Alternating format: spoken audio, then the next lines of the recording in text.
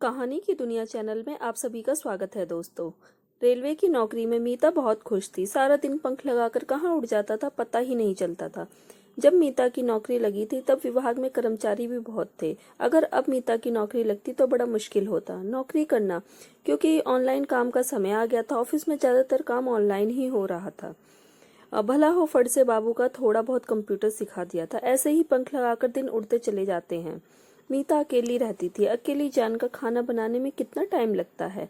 नहीं खाना बनाती तो कैंटीन से खा लेती, 2 कप चाय पी लेती। पिताजी गजेंद्र सिंह रेलवे में थे। ऑन ड्यूटी उनको अटैक आ गया था। मीता को उनकी जगह अनुकंपा नियुक्ति मिली थी। वह इंदौर में रहती थी। पूरा परिवार चित्तौड़ में रहता था। महीने भर में घर जाती थी। परिवार में माँ, छोटे 2 भाई, एक छोटी बहन थी। मीता सबसे बड़ी थी। बड़ी होने के कारण ही उसे जिम्मेदारियां निभानी थी। रेलवे की नौकरी में ही दोनों भाइयों की शादी उसने कर दी थी। बहन की शादी भी कर दी थी। सभी अपने परिवार में सुखी थे। चित्तौड़ में ही उसने बड़ा मकान बनवा दिया था। भाइयों भाभियों और बच्चों से घरा भरा पूरा परिवार था। लेकिन इन जिम्मेदारियों के कारण वह खुद का जीवन जीना भूल गई थी। अपना घर नहीं बसा पाई थी। जब भी वह चित्तौड़ जाती तो भाभी और उनके बच्चों को देखकर खुश होती। माँ से जब भी अपने साथ रहने को बोलती तो माँ तुरंत मना कर देती थी। माँ को अपने पोते पोतियों में सुख मिलता था। वो मीता को यही बोलती, रिटायरमेंट के बाद चित्तौड़ आकर रहे, बच्चों के साथ मन लगा रहेगा। मीता जानती थी जब भी वे चित्तौड़ आई है बच्चों की देखभाल में बिजी हो जाती है। भाभी भैया उसे घर पर बच्चों को संभालने की ड्यूटी देकर खुद घूमने मूवी देखने निकल जाते थे। इंदौर में रेलवे की ड्यूटी, घर पर बच्चों की ड्यूटी, उसकी खुशियां, घूमना फिरना, सपने सब राख हो गए हैं। कोरोना ने भी अच्छे अच्छे घरों को उजाड़ दिया है। मीता का एक भाई कोरोना ने खा लिया, 2 बच्चे छोड़ गया था। भाभी बच्चों के सहारे जीवन बिता रही थी। भाई किसी प्राइवेट कंपनी में था। थोड़ा बहुत मुआवजा मिला था, उसे माँ ने बैंक में रखवा दिया था। उसका ब्याज और पापा की पेंशन जो माँ के नाम पर बैंक में आती थी, उससे सब घर चल रहा था, अच्छे से घर चल रहा था। बड़ा भाई रेलवे के छोटे मोटे ठेके लेता था। उसके भी 2 बच्चे थे। मीता को रिटायरमेंट होने के शेष 6 माह थे। मीता ये सोचकर परेशान थी कि वो रिटायरमेंट के बाद क्या करेगी। घर चित्तौड़ जाकर भी भाभी और बच्चों की केयर टेकर बनकर या इंदौर में अकेली रहेगी। उसका कोई सहारा नहीं था। फिर भी मीता को ध्यान आया कि इंजीनियरिंग विभाग में मधुकर ने उसे कई बार बोल चुके हैं, मीता रिटायरमेंट के बाद की लाइफ कैसे बिताओगी। अभी तो भाइयों की शादी, उनकी देखभाल में जीवन होम कर दिया, खुद के लिए भी सोचा है। मीता चुप रहती थी। मीता जानती थी कोरोना में मधुकर जी की पत्नी की मौत हो गई है। 25 वर्षीय की बेटी है। मधुकर जी को रेलवे से रिटायरमेंट हुए 3 वर्ष हो चुके थे। बेटी पापा की चिंता में शादी नहीं कर रही। मधुकर जी ने कई रिश्ते बताए पर वो टाल देती। बोलती, पापा आपको छोड़कर कहीं नहीं जाऊंगी। मधुकर जी चुपचाप जाते। मीता मधुकर का इशारा समझती थी। लेकिन उनका परिवार कहाँ है। वो तो अकेली है। भाइयों का परिवार है, बहन का परिवार है, उसका परिवार कहाँ है।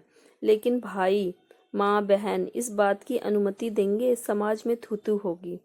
समाज? कौन सा समाज? जब वो अनुकंपा पर रेलवे में गई थी, किसी ने हालचाल नहीं जाने कैसे हैं हम। ऑफिस हो या समाज, सबने फायदा उठाने के लिए सोचा। लेकिन उम्र भी देखनी चाहिए। 60 साल की उम्र में क्या सुख मिलेगा? क्यों सुख नहीं मिलेगा? शरीर का सुख, मन में सवाल किया। लेकिन ईश्वर ने भी अपनी महिमा ऐसी बनाई है कि कोई दुख कुछ दिनों बाद धुंधला होने लगता है। बड़ी से बड़ी खुशी की चमक भी कुछ समय बाद फीकी पड़ने लगती है। वो अनुकंपा में आई तो कितनी टेंशन में थी, लेकिन फिर पापा का दर्द धीरे धीरे धुंधला पड़ने लगा। छोटे भाइयों में जीवन कब बीत गया पता ही नहीं चला। ऐसे ही बीत जाएगा ये जीवन। शरीर की मांग परेशान नहीं करती। ये भी परमेश्वर ने जीवन चक्र ऐसा बनाया है। शायद फिर क्यों मधुकर की बात मानी जाए। दिमाग ने कहा, अभी वर्किंग में तो स्टाफ के साथ हंसना बोलना, उनके घर में आना जाना होता है। 8-9 घंटे साथ में होता है। रिटायरमेंट के बाद कौन समय देगा? क्लोज फ्रेंड ही साथ देते हैं। वो कहते हैं रेलवे की दोस्ती सिग्नल तक। उसके बाद बात करने के लिए, सुख दुख बांटने के लिए एक साथी चाहिए। उसके लिए क्या मधुकर बुरे हैं? साथ घूमना फिरना, लेकिन मधुकर जी की लड़की अनु क्या मानेगी? सोचों के भंवर में डूबते उतरते मीता कब नींद की गोद में समा गई पता ही नहीं चला। सुबह उठी, सर भारी था, हाथ पैर टूट रहे थे। मीता ने 2 दिन की छुट्टी भेज दी इंचार्ज को। 2 दिन रेस्ट करूंगी। सारा दिन आराम करती रही, थोड़ी खिचड़ी दही खा ली, फिर दिन में सो गई। 1-2 कलीग से मोबाइल पर हालचाल जान लेते थे। एक सहेली अर्चना जरूर आई थी, थोड़ी देर बैठकर चली गई। जाते जाते ये बोल गई, अब तो वैसे भी अकेले ही रहने की आदत डाल ले, कुछ महीनों बाद कोई झांकने वाला नहीं है। शाम को वो कॉफी बनाकर टीवी खोलकर बैठ गई। मीता को न्यूज़ चैनल और म्यूजिक चैनल देखना बहुत पसंद थे, जिसके वो गीत देखती थी। तभी कॉल बेल बजी। उठी, अभी कौन आ सकता है? जल्दी ही उठकर दरवाजा खोला। सामने मधुकर अपनी बेटी अनु के साथ खड़े थे। आप मधुकर जी? वो संकोच से भर गई। बिखरा है घर, आइए आइए कहकर वो सोफे पर बिखरे कपड़े समेटने लगी। रहने दीजिए घर को जैसा है रहने दीजिए, कहते हुए मधुकर सोफे पर बैठ गए। उनकी बेटी सामने वाले कुर्सी पर बैठ गई। मैं यहाँ से गुजर रहा था, सोचा आपसे मिलता चलूं। तबीयत ठीक है? मधुकर जी बोले। 2 दिन से छुट्टी पर हूँ, तबीयत थोड़ी ठीक नहीं है। मीता बोली, तो मैं रिटायर्ड हूँ, मुझे पता नहीं चला। मधुकर बोले, जी ऐसा कुछ विशेष नहीं। मीता बोली, आप बैठिए, मैं चाय बना लाती हूँ। मीता बोली, अरे नहीं आप बैठिए, चाय हम घर से पीकर निकले थे। अनु बोली, फिर मेरे प्रस्ताव पर सोचा? अकेली कैसे रहोगी? चित्तौड़ या इंदौर जाओगी? मधुकर बोले। मीता ने सोचा बता दें कि पिछले कुछ दिनों वो यही सोचती रही है। कुछ सोचकर वो बोली, जी मैं आपकी बात पर विचार करूंगी। मीता बोली, सच? अनु खुश हो गई। अनु तुम भी? मीता ने आश्चर्य से कहा, हाँ माता जी, मैं भी नहीं चाहती पापा अकेले रहें। आप हमारे जीवन में आएंगी तो पापा को भी साथ मिलेगा।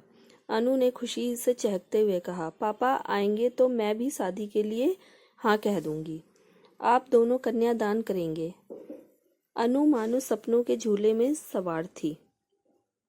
मीता ने ज्यादा देर नहीं की। कुछ समय बाद ही मधुकर मीता सादगी से विवाह बंधन में बंध गए।